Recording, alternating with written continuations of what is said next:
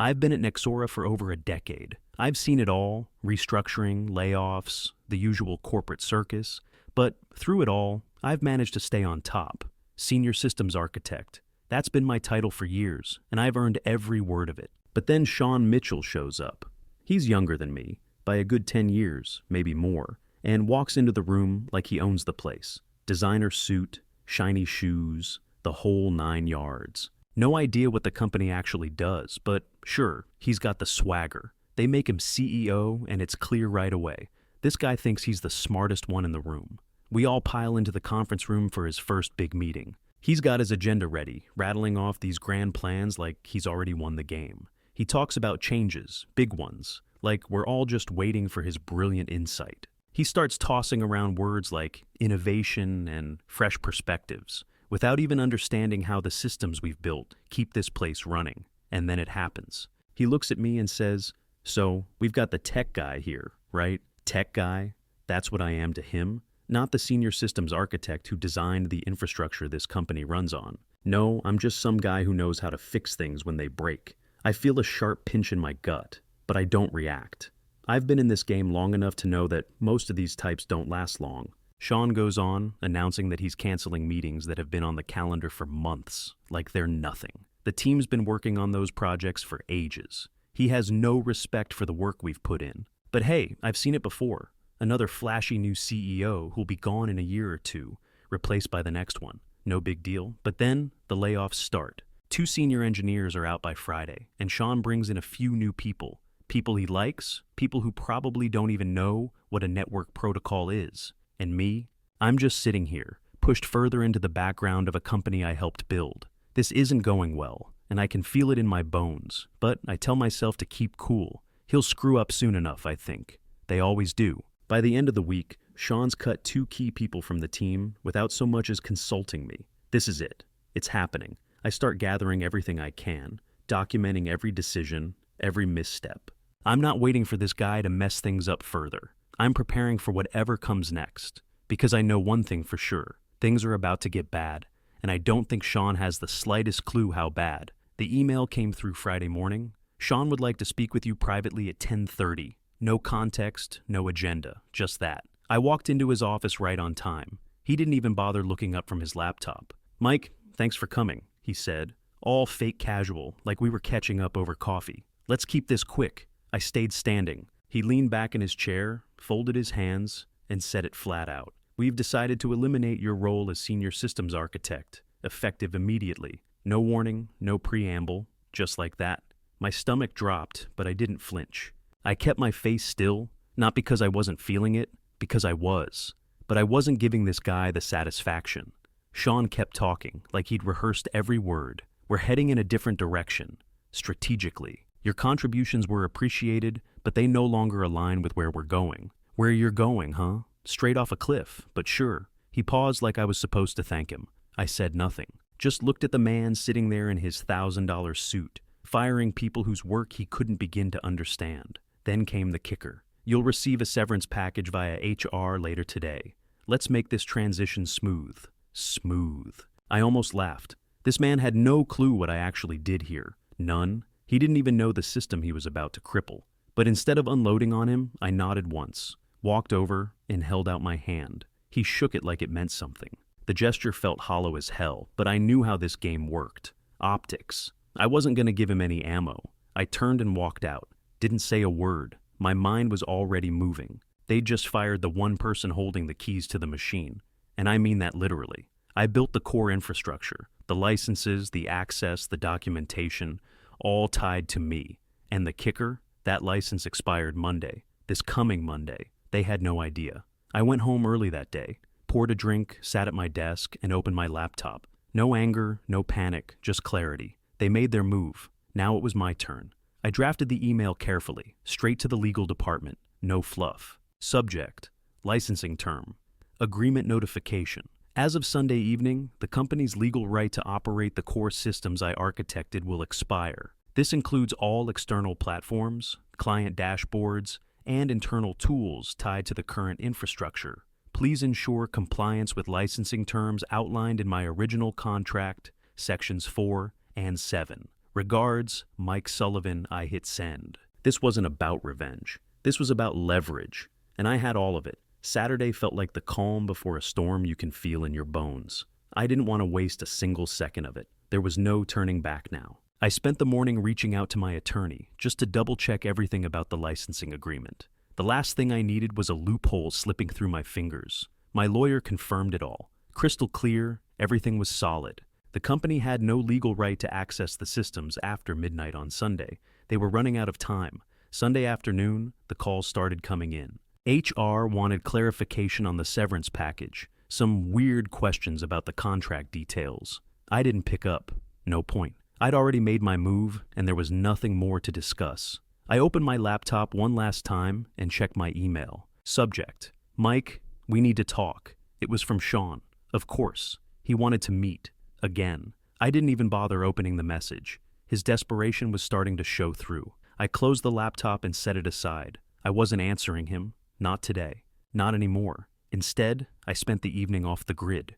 I didn't need to stare at my phone, didn't need to listen to people scramble. I needed the silence, the space to clear my head before the mess started. The company was about to panic. I was calm. Too calm. By 9 p.m., I started hearing the notifications. Ping after ping. They came in steady, like a drumbeat. Downtime, client-facing platforms offline, internal tools malfunctioning.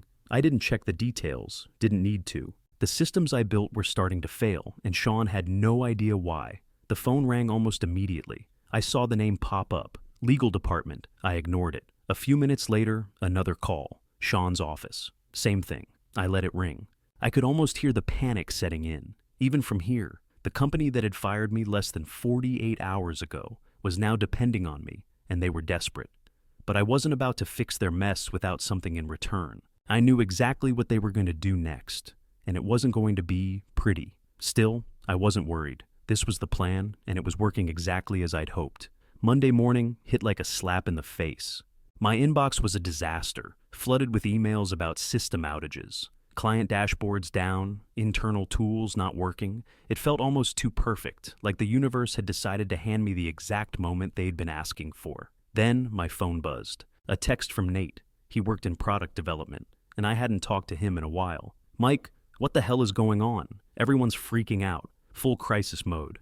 No one can figure out why the systems are offline. I couldn't help but smile a little. Nate had always been a smart guy, but he was on the wrong side of this one. A moment later, my phone rang. Sean's name lit up the screen. I answered, knowing exactly what was coming. Mike, he said, his tone too calm for someone in full panic mode. What's happening? Why are all the systems down? I leaned back in my chair and said it flatly without any emotion.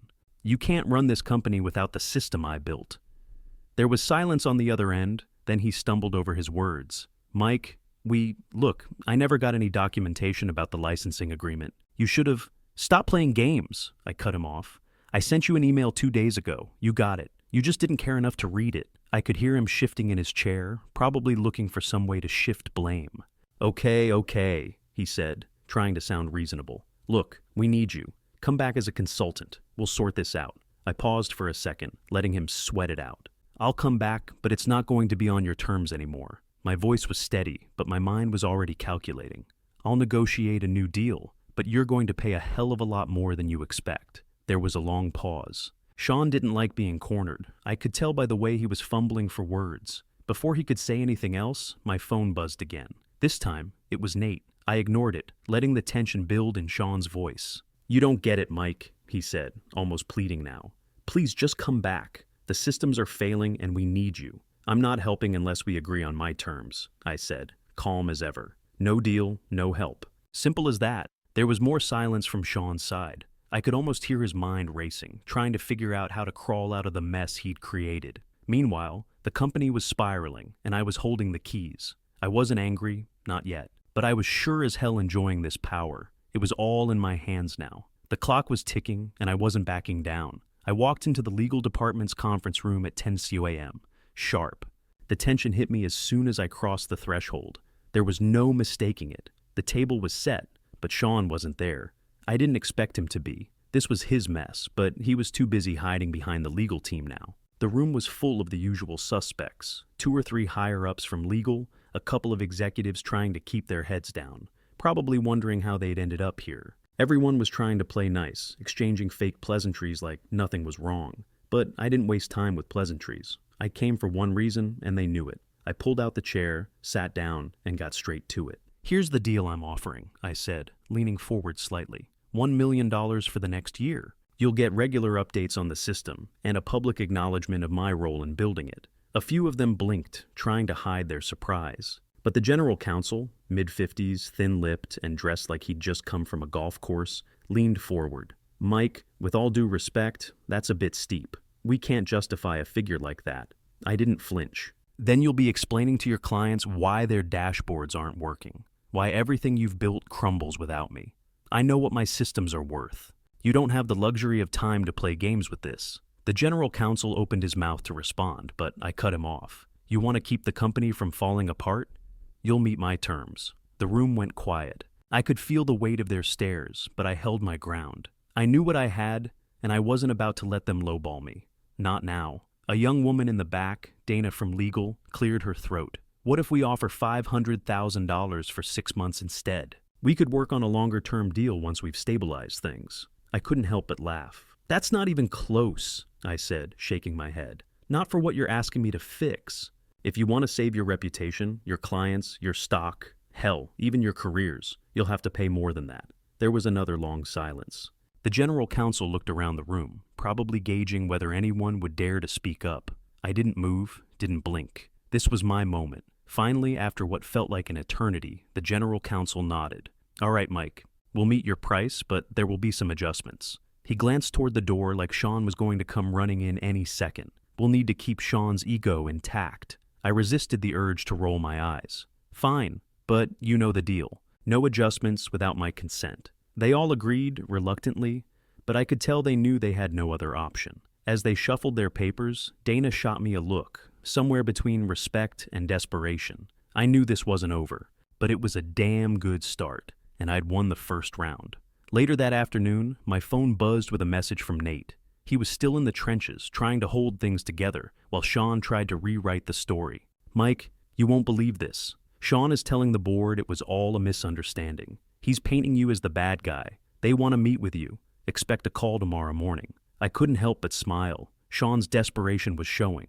But I wasn't worried. I had the paper trail, and I knew exactly what I was walking into. The next morning, I got the call. They wanted me in the boardroom at 10 p.m. Sean would be there too. I didn't know what to expect, but one thing was clear. I wasn't the dismissed employee anymore. I was the guy with the answers.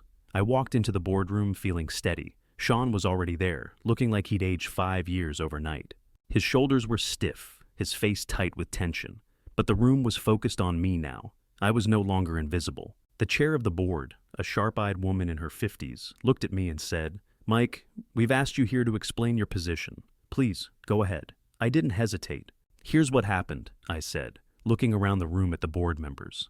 "Sean came in, thought he knew everything, and didn't bother to learn about the systems that run this company. He didn't respect the people who built them, and worse, he didn't check the legal terms before firing me. That's why we're here." Sean opened his mouth to speak, but I cut him off. "You can save your excuses," I said, my voice steady. "The systems are still running only because of the work I did. Without me, you're done.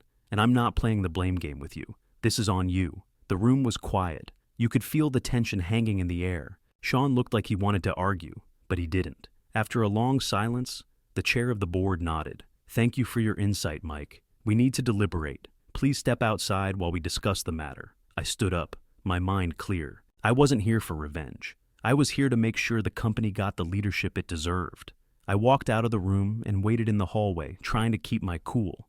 This was it, the moment where everything shifted. I walked back into the boardroom, with a calm I hadn't expected to feel. Sean wasn't there. The chair of the board looked at me with a steady gaze, then turned to address the room. "Mike," she said, her voice firm, "we've reviewed the situation thoroughly. After careful consideration, we've decided to place Sean Mitchell on administrative leave, pending further review of his conduct." The words hit me like a wave, but it didn't feel like victory. It felt like the truth finally breaking through. The company's mess had been exposed, and Sean had no way out. I'd said my piece, and now the chips were falling exactly where they should. She continued, her tone shifting just a little. "In addition, we are accepting your terms for the licensing agreement. We acknowledge your significant contributions in building this company's core infrastructure. Thank you for your patience. The acknowledgement was almost too much to absorb in one breath, but I nodded. There was nothing left to prove. They knew exactly what I had done for this place. Thank you, I said, feeling the weight of it all settle in. That's all I've ever wanted. I turned to leave, but before I could make it out the door, Dana from legal stepped into my path. She was smiling, almost relieved. Mike, congratulations, she said, her voice quiet but sincere. You've really turned this around. The company's already talking about restructuring leadership training. They're going to make sure something like this never happens again.